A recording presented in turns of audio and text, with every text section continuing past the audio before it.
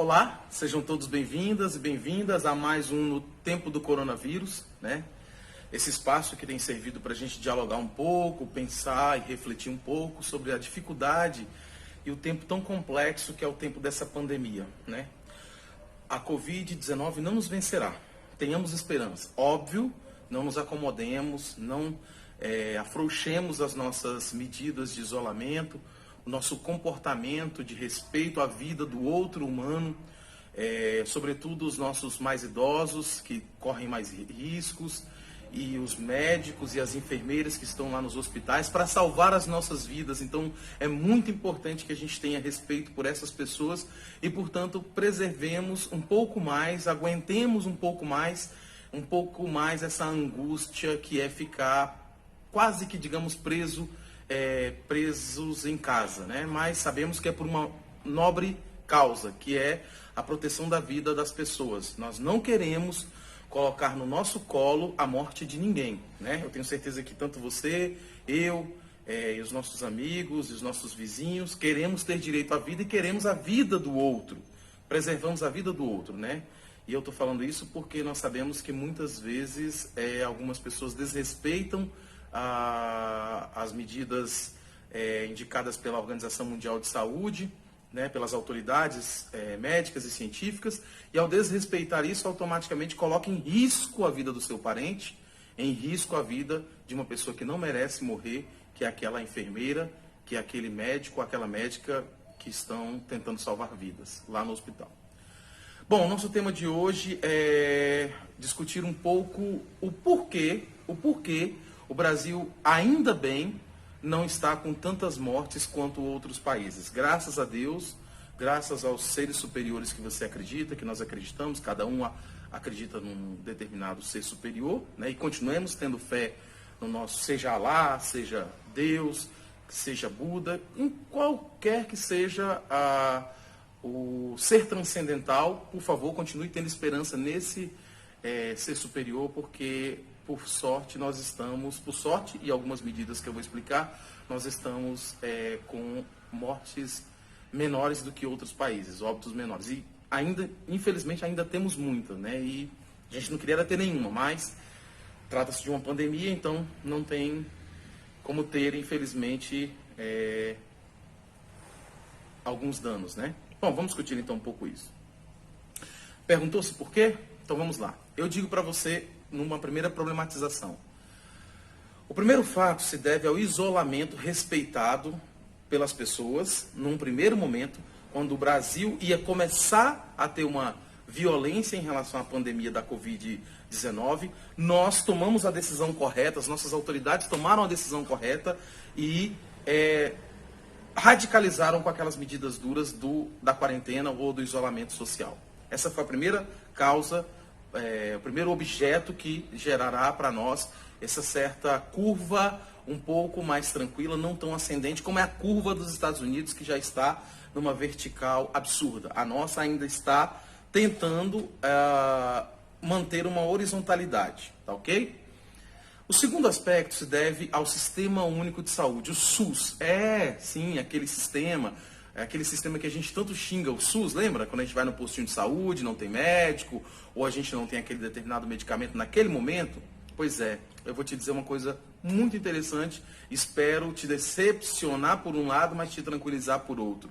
O SUS, Sistema Único de Saúde brasileiro, é a maior política de inclusão do planeta Terra. O Sistema Único de Saúde, ele oferece um modelo de saúde público, gratuito, integral, todas as doenças, todas as patologias, todas as necessidades transversais da saúde e universal para todos. Universal para todos. Somente o Brasil tem um sistema único tão abrangente como esse que nós possuímos. Com uma população de mais ou menos 212 milhões de habitantes, o SUS não nega a absolutamente um de seus cidadãos o atendimento. Seja ele rico, seja ele pobre, seja ele negro, seja ele branco, seja ele da periferia, da favela, seja ele do bairro mais nobre de São Paulo, ou de Brasília, ou do Rio de Janeiro, ou de qualquer um dos lugares do Brasil, o Sistema Único de Saúde atende a cada um. Seja no postinho de saúde, seja no hospital mais moderno que a gente possa ter em território nacional. Seja para o tratamento de um simples resfriado, seja para um transplante de fígado, ou mesmo para um combate a uma doença grave como o câncer.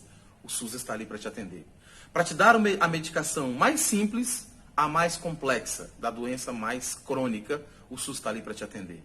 Infelizmente, o SUS não funciona na integralidade que nós desejaríamos, porque nós temos alguns problemas de gestão. Infelizmente, alguns problemas de competência, alguns problemas de malversação do dinheiro público, ou mesmo a insuficiência dos investimentos por parte de alguns governos. Mas o SUS é simplesmente o sistema de saúde mais perfeito do mundo e copiado para vários outros países. Apenas alguns países têm sistema único de saúde. Canadá, Inglaterra, né, o Reino Unido, Espanha. Alguns poucos países têm esse sistema. E alguns não são tão próximos do Brasil, mas que atenda a mais de 100 milhões de pessoas somente no Brasil. Tenta entender, 100 milhões de pessoas, 200 milhões de pessoas, 212 milhões de pessoas. O único sistema que atende integralmente todas as pessoas é o Sistema Único de Saúde do Brasil. Nem mesmo os Estados Unidos. Experimenta ter um câncer nos Estados Unidos. Se você não tiver plano de saúde, 10% da população dos Estados Unidos não tem plano de saúde. E quem tem, nem sempre os planos atendem a todas as patologias ou a todas as necessidades dos estadunidenses. Então, se tiver uma doença mais simples, consegue ser atendida. Se tiver uma mais complexa, muitas vezes o povo dos Estados Unidos precisa vender a sua casa, vender o seu carro, vender seus patrimônios para conseguir se curar de uma determinada doença um pouco mais grave ou de um parente que tem uma doença mais grave. Estão compreendendo? Graças ao sistema de saúde do Brasil, e é importante você ler lá o artigo 196, 198 também da Constituição Federal, você vai entender um pouco mais a sistemática do nosso sistema. É um sistema descentralizado. A gente consegue ter uma governança em todos os entes federados, de maneira orgânica, mas descentralizado. Os comandos, as decisões são tomadas por comissões, bipartite, comissões tripartite, em que envolve os secretários municipais, os secretários estaduais e as autoridades da União, né, do governo federal, do Ministério da Saúde, para a tomada de decisões em relação às políticas de saúde, por meio de portarias, de resoluções, de protocolos, de procedimentos. Entende? Então é tudo muito organizado. É tudo muito organizado para que as pessoas possam ter, então, portanto, um atendimento mais integral. É graças a esse sistema, é graças ao SUS que a gente está conseguindo mais ou menos controlar a pandemia no Brasil. Por quê? Vou dar um exemplo. Um determinado município simples de Tocantins, vamos dar um exemplo, Aurora do Tocantins. Não tendo os leitos para serem atendidos, as pessoas podem sair daquela Aurora Tocantins e irem, por exemplo, para Campos Belos, ali próximo 60 quilômetros, já no estado de Goiás, dois entes federados diferentes, um município diferente, um estado diferente, e ser atendido naquele leito, cuidando daquela vida que foi acometida pelo coronavírus. Consegue entender? Então, um determinado bairro do Rio de Janeiro, aquela pessoa não consegue ser atendida lá, vai para outro bairro e lá vai ser atendida, naquele outro hospital do SUS. Um determinado doente que não tenha como ser atendido em Manaus, corre para o Pará, para Belém, por exemplo, e vai ser atendido lá. É assim que funciona um sistema integral, um sistema universal, mas ao mesmo tempo um sistema que há regionalização, um sistema que há compartilhamento, que há participação de todos dentro da política e dentro dos procedimentos e dos protocolos de saúde. Portanto, eu peço a você que a partir de hoje conheça um pouco mais o SUS, leia um pouco mais sobre o SUS, compreenda a magnitude que é esse sistema, que muitas vezes tem falhas porque são tocados por humanos, mas que o sistema em si é tão mágico e tão perfeito. Aí vocês vão me perguntar, por exemplo, a Espanha, que é um país que tem sistema único de saúde, né, no modelo deles, eles estão convalescendo com tantas mortes. Por quê, né? No caso da Espanha, da Itália, da Inglaterra, da França, né, enfim, de todos esses países aí, do próprio Estados Unidos, o problema foi exatamente a tomada... Lembra que eu falei para vocês do isolamento social? Pois é, eles não fizeram isso no começo como o Brasil fez. Ao não fazer isso, a curva deles sobe ascendente e numa velocidade absurda. A nossa não. Ao tomar a decisão lá atrás, a nossa curva ficou um pouquinho menos íngreme, um pouquinho menos vertical que a deles. É óbvio que se a gente Se a gente afrouxar, aí a nossa também vai subir, aí as nossas mortes vão para o absurdo. Mas o que eu estou querendo colocar para vocês é que existe, de fato, uma subnotificação dos nossos casos também. Isso aí eu não tenho dúvidas. Alguns especialistas dizem que nossos casos de coronavírus podem estar 10 vezes mais do que o que está notificado, né? Então seria a tal da subnotificação, ou seja, casos que as pessoas pegam coronavírus e não existe uma informação oficial da Secretaria de Saúde do Estado ou do município, etc. Pois eu vou trazer para vocês, eu creio que não, eu não creio que sejam 10 vezes. Eu acho que tem subnotificação, mas talvez 10 mil a mais, 20 mil a mais, eu não sei. O que eu sei é que 10 vezes não dá. Vamos lá. O Brasil hoje, na data de hoje, dia 16/4, que é onde nós gravamos esse vídeo, o Brasil hoje tem 30.425 casos de coronavírus, sendo 1.924 mortes, o que dá um percentual de 6,3%. Se nós tivéssemos 10 vezes mais, seria mais de 290 mil pessoas contaminadas, com uma morte de 1.900, vamos botar aqui 2.000 mortes, daria 0,6%. Nenhum país tem 0,6% de letalidade. Não vejo essa proporcionalidade como algo lógico, mesmo acreditando na competência do SUS. Aí eu já não estou querendo dizer que é o SUS. É porque é uma questão de obviedade, de operacionalidade do sistema versus a gravidade da pandemia. Eu creio que, pelo menos, o país que a gente conseguiu encontrar com menor taxa é o Canadá, que tem 3,55 de letalidade. Eles têm 1.010 mortes, pouco mais de 28 mil casos, né?